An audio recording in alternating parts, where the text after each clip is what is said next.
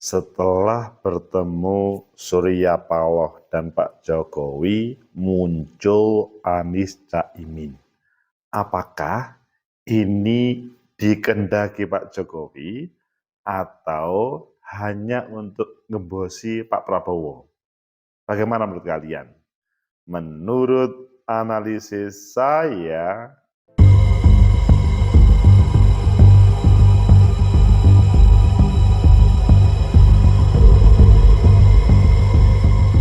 Assalamualaikum warahmatullahi wabarakatuh. Salam sejahtera untuk kita semua. Pecinta masa depan negeri, tegakkan kebenaran, lawan ketidakadilan. Goncang-ganjing politik Indonesia terjadi. Hal yang sepertinya tidak bisa terjadi, ini berubah. Sepertinya Demokrat, Nasdem, sama PKS itu tidak bisa berpisah. Koalisi perubahan melawan penampilan Pak Prabowo waktu itu dengan kebangkitan Indonesia Raya. Sesudah ada Golkar sama PAN, sepertinya tidak bisa dikalahkan. Mas Ganjar kelihatannya juga ampun-ampun. Akhirnya muncul Anies Caimin setelah pertemuan dengan Pak Jokowi. Apakah pertanyaan tadi akan terjawab? Ayo kita baca di beberapa media, selanjutnya kita kupas. Dan sebenarnya apa yang terjadi? Selanjutnya, mungkinkah ini bertahan lama? Pertama kita baca di Detik. Pernyataan Surya Paloh usai Demokrat merasa dikhianati duet Anies dan Caimin. Ada 8 klarifikasi yang disampaikan oleh Surya Paloh. Endingnya adalah belum tentu melakukan deal karena belum ada hitam di atas putih dengan Caimin. Kemudian di CNN Indonesia, Demokrat resmi cabut dukungan Anies Capres di Pilpres 2024. Wow, ini bisa dikatakan fik percaya bahwa Anies Caimin itu adalah benar. Selanjutnya di Detik juga, PKB merapat ke Anies, pengamat sebut suara Prabowo akan gembos. Apakah kalian percaya dengan ini? Dan di terakhir di Kompas, usai dihanati Anies SBY puji cara Puan dan Prabowo pujuk Demokrat. Kalian pilih yang mana? Oke, kita pilih yang pertama dan yang terakhir meskipun hanya kita baca sekilas. Detik, 8 pernyataan Surya Paloh usai Demokrat merasa dikhianati duet Anies Caimin. Ini pernyataan yang langsung disampaikan Surya Paloh, bisa dikatakan sebagai sumber terkait dengan gonjang-ganjing politik Indonesia. Narasi pengkhianat diutarakan Partai Demokrat seiring membongkar keputusan sepihak Partai Nasdem yang menduetkan Anies Baswedan dengan Ketum PKB, Muhaimin Iskandar Caimin. Ketum Nasdem Surya Paloh menepis disebut berkhianat oleh Demokrat. Partai Demokrat merasa dikhianati karena keputusan sepihak Nasdem diungkap oleh Sekjen Demokrat Teguh Rifki Hafsa. Dan berikut 8 pernyataan Surya Paloh. Pertama, Anies Caimin belum terformalkan.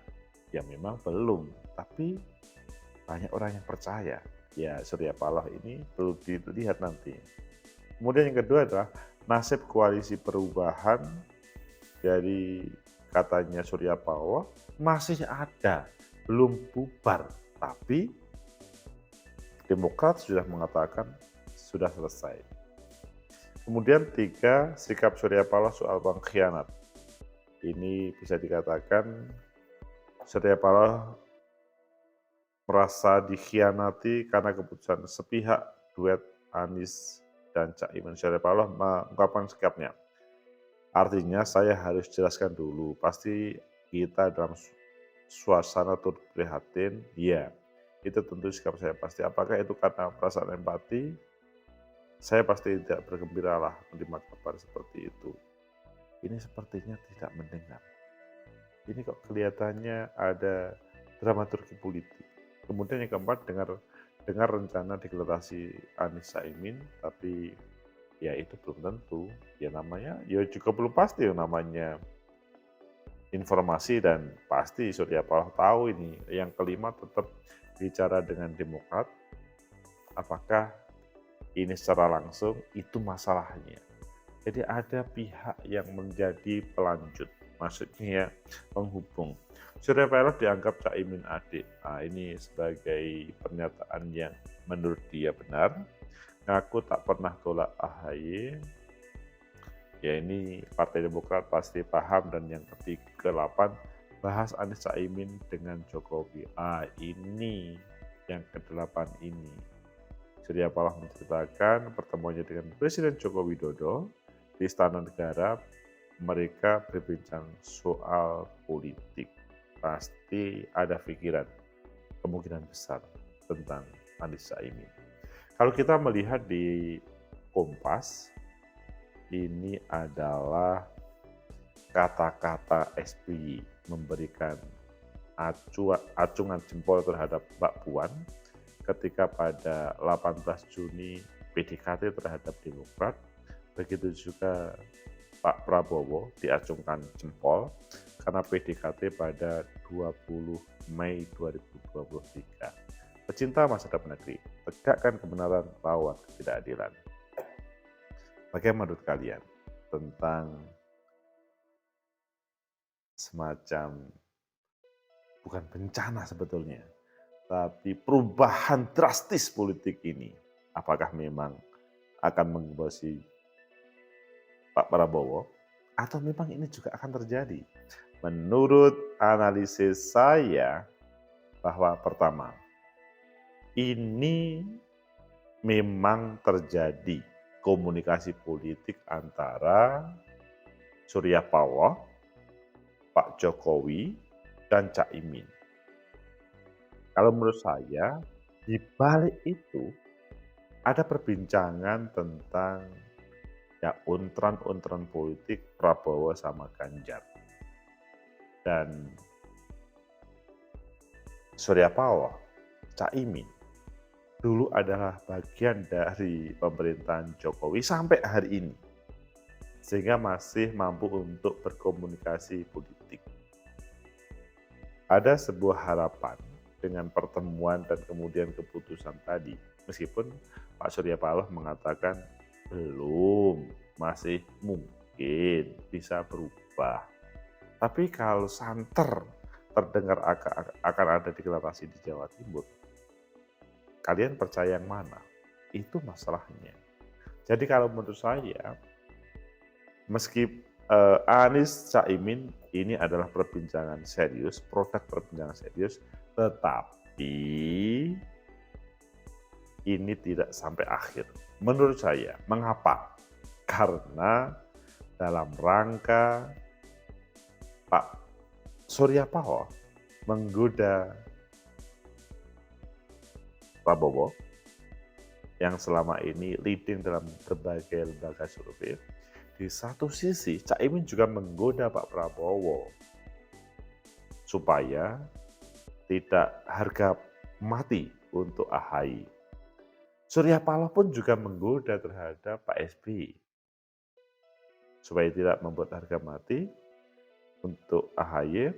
Dan tadi Surya Paloh ke Pak SBY, kalau Caimin menggoda ke Pak Prabowo supaya dulu kan sudah melakukan koalisi kebangkitan Indonesia Raya, kok tidak diajak ngobrol, itu masalahnya. Jadi menurut saya ending dari ini semuanya adalah saling menggoda antara mereka. Dan menurut saya pada akhir Oktober, awal November nanti akan baru yang sebenarnya siapa pasangan capres-cawapres. Kemudian yang kedua, apakah ini akan berpengaruh terhadap suara Prabowo, maksudnya pada kesempatan ini kan Prabowo selalu leading dalam proses survei. Dan apakah akan turun karena Anies Caimin? Kalau menurut saya sangat mungkin ini berpengaruh. Kalau tidak mau kalimat sangat mungkin, iya, ini berpengaruh. Mengapa? Karena keberadaan Caimin pada waktu koalisi awal dengan Prabowo, Gerindra, Koalisi Kebangkitan Indonesia Raya itu menjadi magnet. Menjadi masalah ketika hadir Golkar sama PAN. Kalau dihitungan secara kuantitatif, maka ini adalah sesuatu yang positif, memberi kekuatan untuk Prabowo. Masalahnya, keberadaan Caimin, PKB tidak dilihat sebagaimana awal. Meskipun dalam konten sebelumnya, Pak Prabowo mengusulkan 4 bakal calon presiden seandainya diperbolehkan. Karena kan memang ada beberapa yang koalisi. Jadi kalau menurut saya, ini adalah berpengaruh terhadap suara Pak Prabowo, akan berkurang. Meskipun mungkin kalian bertanya mendalam ya, ini kan masih lama pemilu, kok berkurang? Maksudnya karena dinamika politik yang sementara ini terreferensi dengan sebuah survei, disitulah yang bisa dikatakan berkurang. Adapun nanti pada 14 Februari 2024, ya itu lain lagi. Kemudian yang ketiga, tadi kan saya mengatakan, ini setelah pertemuan Pak Jokowi sama Surya Paloh. Pasti ada punya pikiran. Anda pun juga mungkin termasuk. Apakah ini yang membuat Pak Jokowi? Wah, ini perlu didudukkan supaya tidak ada suudzon. Kalau menurut saya, karena memang maksudnya pertemuan ini, keputusan ini terjadi sesudah pertemuan antara Pak Jokowi sama Pak Surya Paloh, besar kemungkinan keduanya membicarakan. Hanya di balik itu apa? Itu yang akan terungkap dalam episode-episode selanjutnya. Karena memang Pak Jokowi, kalian tahu, pertama, kepada Pak Prabowo hormat dan memberikan support terkait dengan pencapresannya. Kepada Mas Ganjar juga. Mas Ganjar karena faktor PDI Perjuangan sehingga ketika diundang Bu Megawati ke Batu Tulis, dia hadir dan mendeklarasikan. Pada kesempatan ini, Anies Baswedan sebetulnya bukan Aniesnya, Surya Palohnya, Caiminnya yang menjadi magnet. Meskipun magnet Jokowi ya, meskipun keberadaan Anies Baswedan secara langsung survei itu ya tidak boleh diremehkan. Pecinta masa depan negeri, tegakkan kebenaran, lawan ketidakadilan. Clear bahwa Pak Jokowi menurut saya terlibat dalam proses ini. Terlibat tidak harus diartikan negatif ya, bahwa memberikan sumbangsih A, B, C, D yang tidak harus diartikan negatif itu terjadi. Tegakkan kebenaran, lawan ketidakadilan. Selanjutnya kita akan tahu apakah di akhir Oktober awal November nanti ini didaftarkan. Berbeda sebelumnya. Kalau menurut saya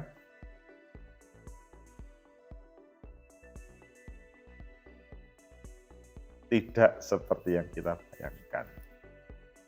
Karena Pak Prabowo pun sampai detik ini masih dinamis. Mas Ganjar masih dinamis. Maksudnya bakal cawapresnya kan belum muncul. Sangat mungkin itu bisa dimainkan sehingga berkontestasi dalam politik itu ada seninat tersendiri untuk meraih kemenangan. Jelas-jelas mau kalah, kemudian menggunakan strategi lain. Semoga bermanfaat, bisa menjadi motivasi kita ketika kita berpolitik dan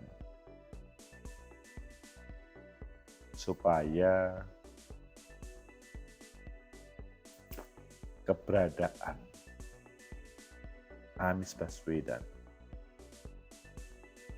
Prabowo Subianto, Ganjar Pranowo berkontestasi dengan sehat. Akhirnya hasilnya akan kita terima semuanya. Semoga bermanfaat. Like, subscribe, comment, and share. Sampai jumpa.